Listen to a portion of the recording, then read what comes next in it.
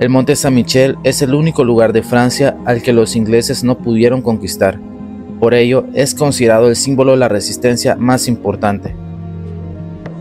A partir del siglo XIII, el antes llamado Monte Tombe tuvo una multitud de construcciones diversas hasta llegar a lo que es hoy. Víctor Hugo en una de sus obras describe al Monte Saint-Michel como la pirámide del mar. Es como imaginar Keops siendo una reliquia gigante en una caja fuerte. Esta montaña que surge en el horizonte rodeada de arena es un empilamiento de piedras amoldadas y rellenadas en cada período.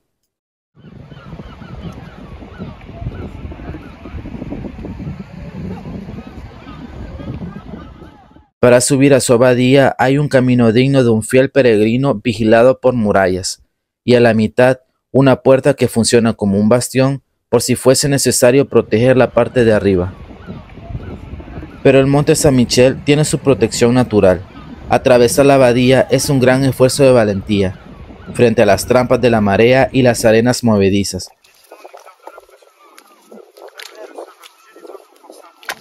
Eso constituyó una prueba. Invocando al arcángel San Miguel, algunos incluso hacían su testamento antes de meterse al agua.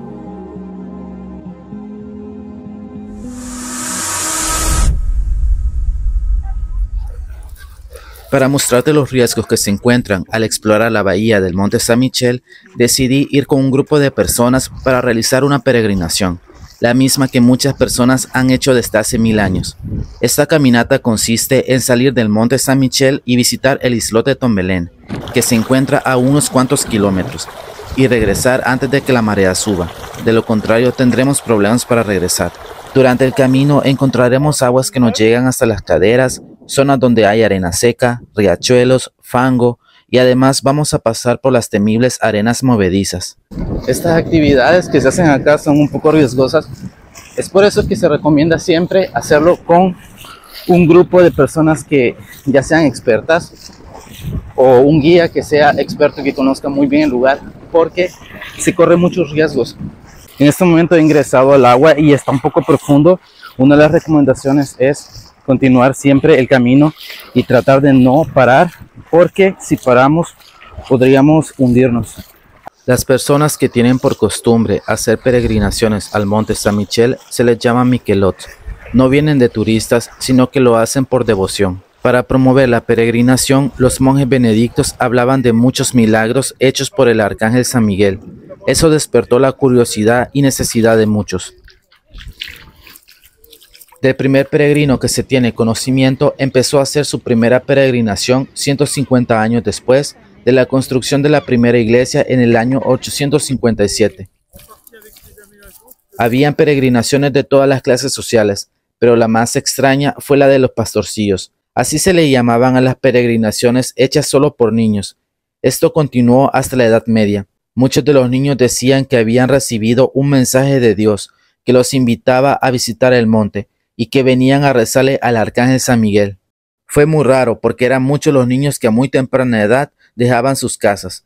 Venían de todas partes de Francia, algunos de Alemania y otros países. Aunque este tipo de peregrinaciones fueron vistas como grandes fiestas, la mayoría de estos niños tenían entre 8 y 12 años y se alejaban de sus padres por muchos meses, ya que al no existir el transporte que hoy tenemos, las peregrinaciones eran a pie desde sus casas. Durante el viaje en invierno dormían en graneros y en verano a la intemperie.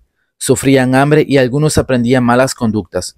Aunque podría tratarse de un viaje espiritual, también estaba la posibilidad de que salían de sus casas a causa de una rebelión contra sus padres. En el camino encontraban muchos peligros. Algunos nunca regresaron a su pueblo. Hemos llegado a una parte muy plana y bastante seca. Y solo faltan unos cuantos kilómetros para llegar al Monte Tombelaine.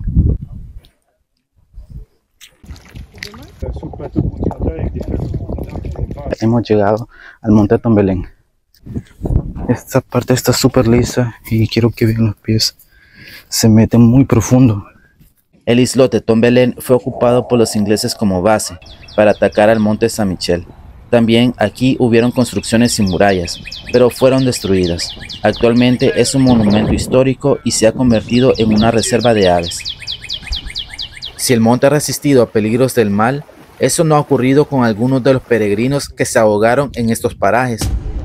La C, la Celium y el Cuenón son tres ríos que desembocan alrededor del monte San Michel. Estos afluentes tienen brazos de agua muy numerosos, y todos estos brazos de agua socavan el suelo y lo minan formando un fango resbaladizo, que de repente comienza a sumergir a las personas.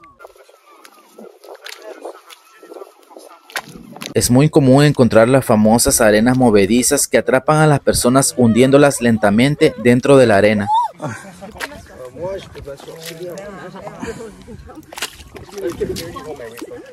La peregrinación es una tradición que ha existido aproximadamente desde el año 867 y que ha llegado a nuestra era, donde para muchos se ha vuelto una promesa de visitar el Arcángel San Miguel, como los peregrinos que viajan en grandes grupos con banderas y música y se aproximan a los pies del monte San Michel.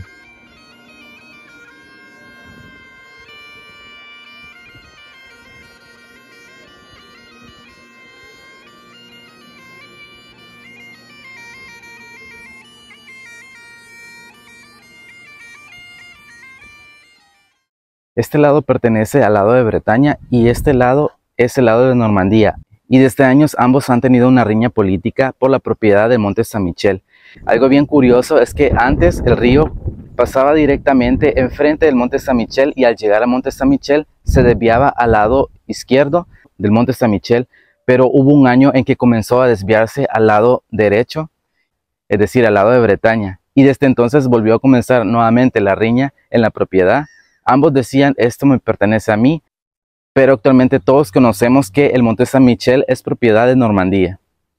Acá en el monte San Michel hay un fenómeno conocido como fenómeno natural de sedimentación, y esto ocurre cuando hay una marea alta. El agua del mar que entra trae consigo grandes cantidades de arena y eso provoca que se creen capas que obstaculizan toda la bahía y parte del río.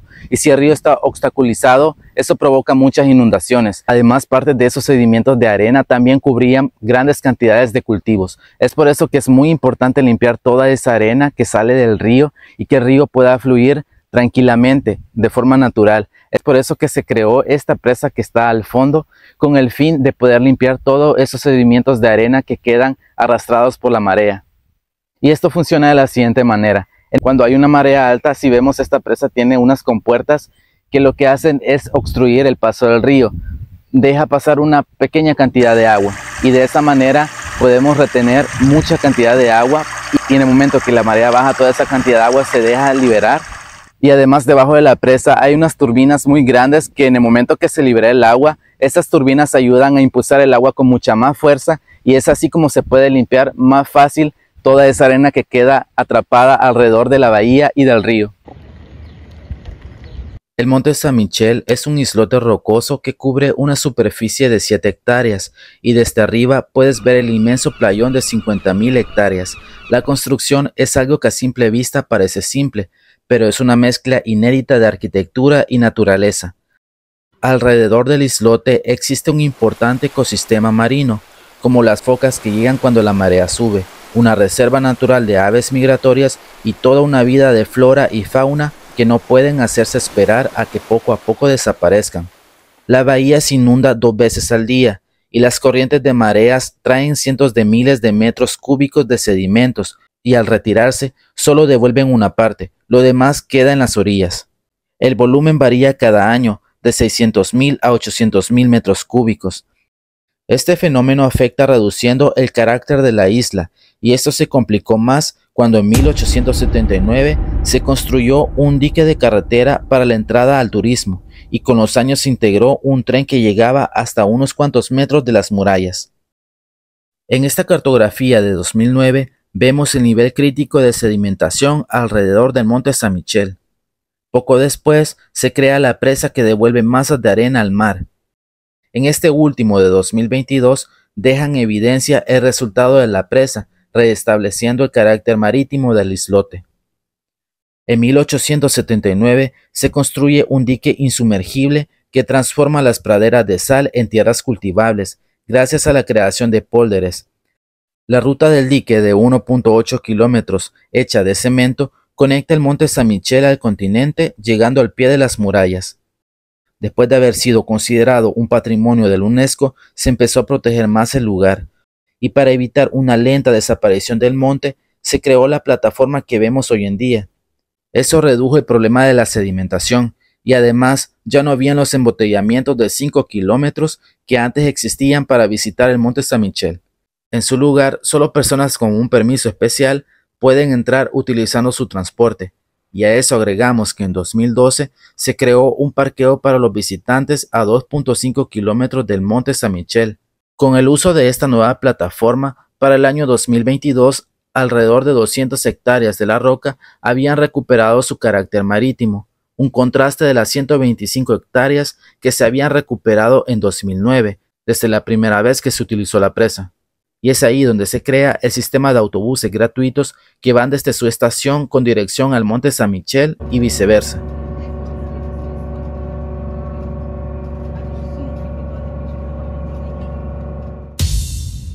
La abadía es algo inusual del resto de los edificios medievales que normalmente conocemos. No solo se trata de una construcción difícil, ya que dentro de él es como estar dentro de un laberinto, con puertas ocultas, paredes que no tienen continuación, pasadizos secretos, paredes de diferentes tipos de piedra.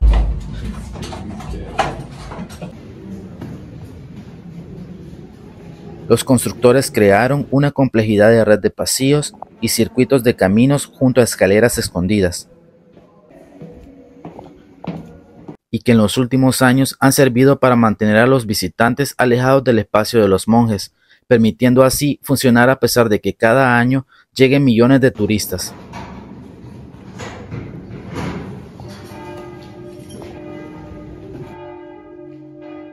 Un edificio que se eleva en la roca, una obra inimaginable llamada La Maravilla.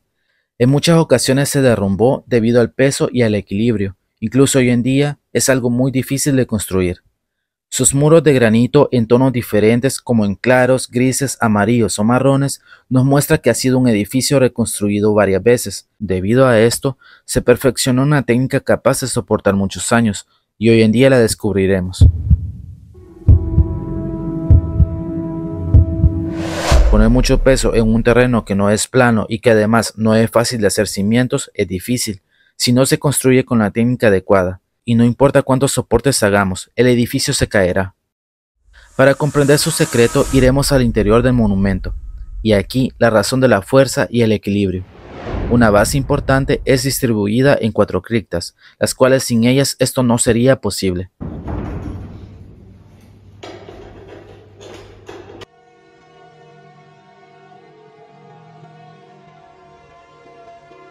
Notre-Dame-sur-Terre fue la primera que se construyó. Esta fue la primera iglesia construida en el monte San Michel y ahora sirve de soporte. Hasta la fecha no ha dado problemas de estabilización y no ha colapsado desde su construcción. A partir de ahí se construyen 3 criptas más que consolidan la base y forman cimientos para empujar y prolongar la nave, permitiendo que la abadía no se caiga. Un centenar de ladrillos sirven de rompecabezas y se prestan a 3 juegos de técnicas distintas y complementarias. La hipótesis más probable es que una gran sala al principio fue construida en la primera mitad del siglo X y sus 2 naves fueron agregadas cuando empezaron a llegar los monjes.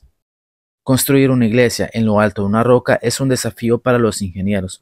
Por ello, la construcción de las criptas provee un pedestal necesario que permite elevar una iglesia hasta los cielos. Ingeniosamente, el techo es de madera por ser un material ligero. Debajo de este coro se encuentra la cripta de los grandes pilares, que en su origen sostenía otro coro, que también se derrumbó. Estudios científicos muestran que cada pilar tiene un relleno, que fue reutilizado en cada construcción, hasta lograr el grosor que hoy en día sostiene la iglesia. A diferencia de otras criptas, esta nunca fue consagrada al culto. La Maravilla también eleva un jardín suspendido entre el cielo y la tierra, situado a 80 metros desde el nivel del mar. El claustro es una joya gótica y extravagante. Con sus grandes ventanas de piedra, permite contemplar los primeros rayos del sol, pero sobre todo la bahía que desde aquí parece infinita. Pero esta obra quedó incompleta. Según el diseño se iba a agregar una sala capitular, pero nunca se puso en pie. Su construcción también fue otro desafío. Construido en el tercer piso con 137 columnas y arcos diagonales y con una piedra dura y moldeable para la construcción. Estamos del lado opuesto del Monte San Michel, es la parte trasera, la parte no tan turística, y para accesar a esta parte tenemos que esperar que la marea baje. No es tan turística y ya les cuento de qué se trata. En la religión, San Miguel tiene una vocación de ángel guardián y se habla de él en el libro del Apocalipsis, donde aparece que lucha con un dragón en forma de serpiente. También tiene una balanza, ya que es él el encargado de pesar los pecados.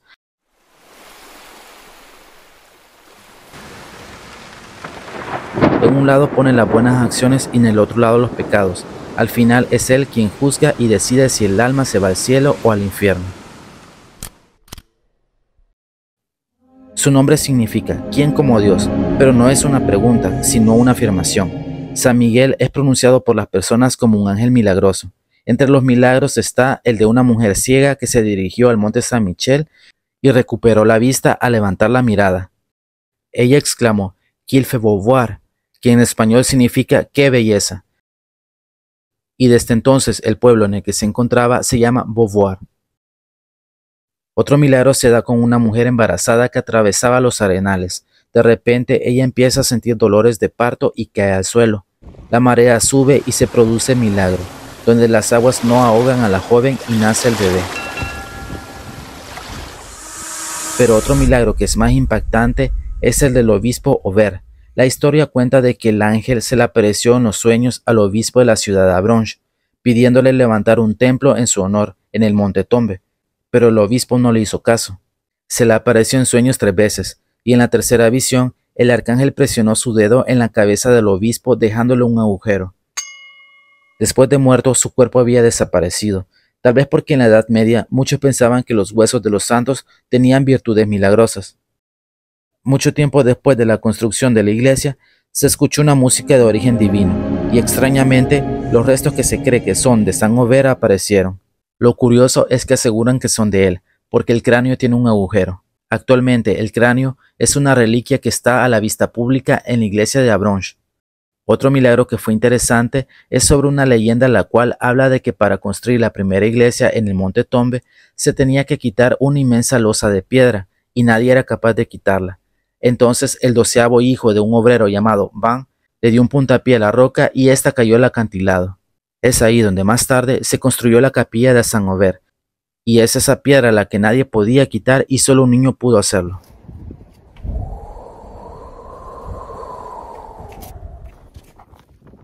También cerca de la capilla se encuentra la fuente de San Aubert, que por muchos años, durante la Edad Media, fue considerada de origen milagroso, ya que el monte San Michel carecía de agua potable, y esa fuente apareció misteriosamente, permitiendo la instalación de los primeros religiosos. Son 1000 años de historia, donde el monte San Michel ha ido revelando secretos inimaginables, algunos tal vez olvidados con el tiempo, pero muchos dados a conocer a lo largo de los siglos. Un lugar único en el mundo, un templo donde el arcángel San Miguel cuida desde lo más alto.